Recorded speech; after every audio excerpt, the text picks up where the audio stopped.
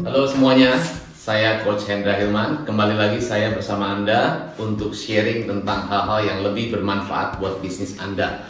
Hari ini saya akan sharing mengenai cara menilai karyawan. Ya, bagi Anda yang baru pertama kali nonton channel saya di YouTube, Anda bisa subscribe, like, dan juga bisa bagikan ke teman-teman Anda yang mungkin bisa membutuhkan channel ini sehingga bisnisnya mereka bisa semakin lebih keren lagi, lebih mantap lagi.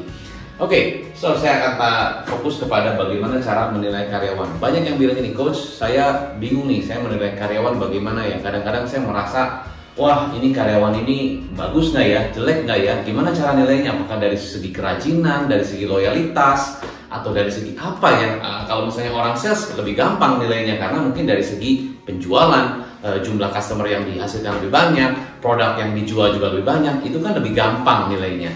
Tetapi kalau kita bicara mengenai karyawan lain misalnya, ataupun yang di back office atau gimana cara menilainya, ya? Karena penting kalau Anda tidak bisa menilai karyawan dengan betul-betul penilaian yang benar-benar fokus, yang benar-benar tepat, maka karyawan Anda akan merasa ya udah begitu-begitu aja di sini ya begitulah, mau kerja 10 tahun, 5 tahun ya begitu tanpa ada penilaian. Jadi mereka ya bekerja setiap hari rutinitas ya, dimana bosnya wah terus dong kamu begini-begini, terus dia kenceng ngedrive, tapi karyawannya slow-slow aja begitu. Atau karena bosnya mungkin terlalu dominan, ya anak buahnya ngikut aja. Atau bosnya terlalu santai, anak buahnya juga santai. Atau bosnya kadang-kadang mut-mutan, pagi bisa galak, sore bisa tenang-tenang, nanti mau pulang bisa baik, dan itu bisa terjadi 3 personality dalam satu hari.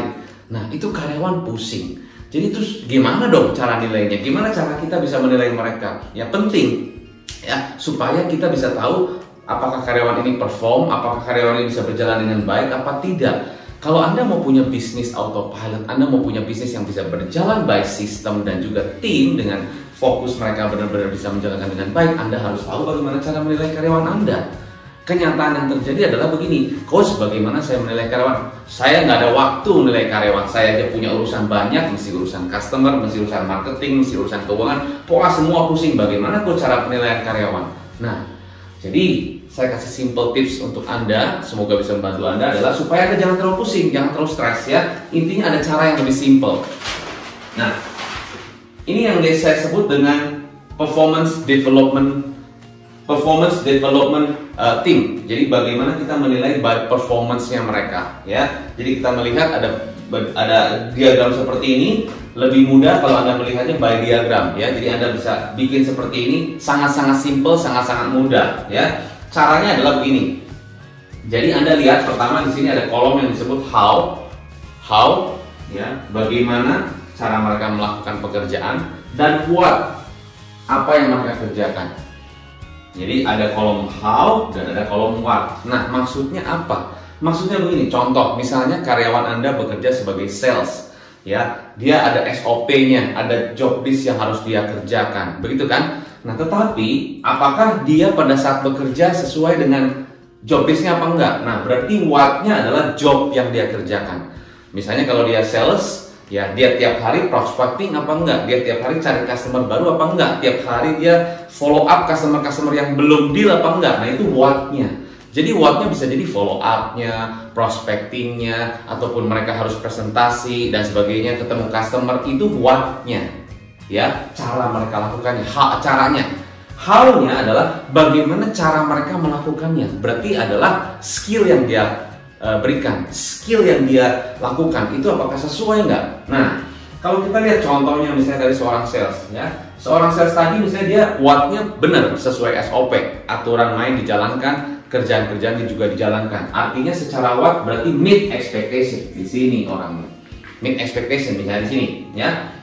Nah, kalau kita orang meet expectation dan ya kalau saya bintang di sini, berarti secara how dia di atas rata-rata. Dia di atas ekspektasi kita. Artinya kalau dia prospecting, kalau dia ketemu calon customer, itu langsung deal. Mungkin dealnya bisa tinggi conversion rate-nya. Bisa jadi mungkin di atas 50% atau berapapun target atau standar di perusahaan Anda. Itu berarti meet expectation ya, dan how-nya bagus kalau di sini nilainya. Ya, tapi kalau misalnya dia sekarang misalnya dia di sini misalnya nilainya, berarti artinya rajin sekali. Sales ini rajin sekali prospecting, rajin sekali ketemu dengan calon customer, rajin sekali dia membuat planning dan sebagainya. Udah di atas dan how-nya di atas, berarti ini orangnya bagus. Tapi ada beberapa mungkin orangnya di bawah. Artinya gini, secara how mungkin nggak bagus, tapi dia orangnya rajin. Ya, bisa jadi mungkin misalnya secara what, mungkin what below ya, di bawah. Tapi secara how-nya ternyata di bawah, berarti mungkin orangnya di sini. Jadi artinya secara what dia prospecting, dia ketemu calon customer, dia mungkin lakukan hal-hal yang harusnya seorang sales lakukan, tetapi ketemu calon customer nggak deal lagi. Berarti secara skill di bawah rata-rata, secara skill tidak sesuai ekspektasi, berarti nilainya di sini. Nah, kalau Anda tahu dengan konsep seperti ini, Anda lebih mudah, misalnya karyawan Anda, misalnya contohnya ini si Agus misalnya, ya, misalnya ini si Budi. Ya, misalnya ini si Yanto gitu, misalnya contoh. Nah, jadi dengan mudah Anda bisa memapping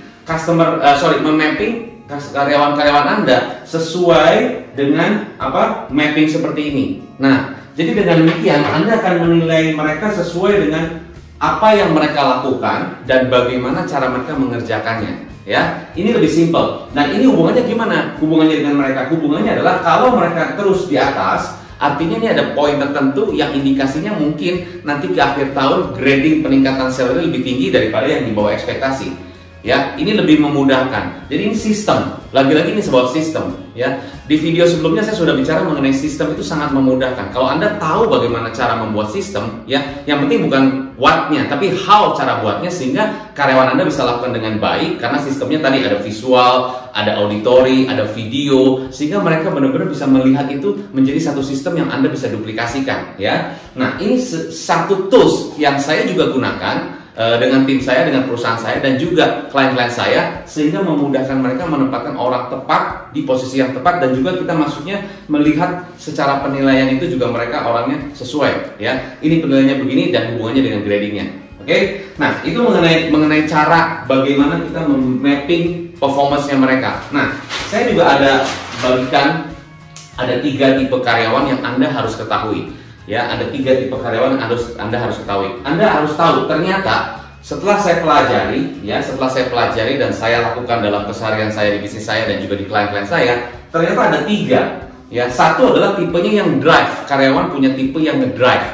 Jadi dia begitu ada insentif, begitu ada bonus, wah ngejar sekali tanpa harus didorong-dorong oleh ownernya. Wah, dia cepat-cepat kejar. Ini cocok banget untuk orang-orang yang tipenya sales. Jadi dia begitu ada insentif, bonus ataupun apa perusahaan kasih satu reward dan sebagainya, dia ngejar, dia ngedrive, dia punya motivasi sendiri, dia punya cara sendiri untuk ngejar. Bahkan dia melampaui orang-orang lain karena begitu sangat tinggi motivasinya. Itu namanya tipe yang drive.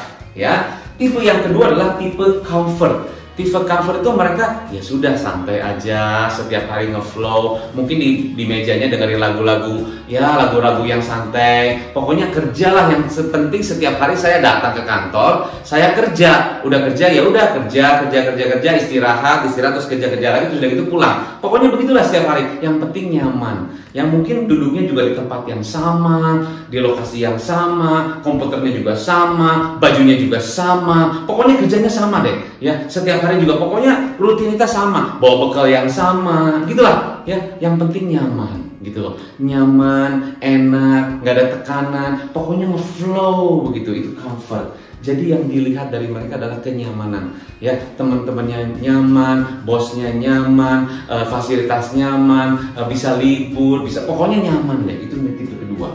Ya, cocok nggak orang-orang seperti ini di perusahaan Anda? Mungkin cocok kalau orangnya kerjanya konsisten, rutin itu terus, misalnya admin gitu ya, yang terus konsistennya kerjanya begitu, terus input data gitu, terus tiap hari begitu, nyaman kan?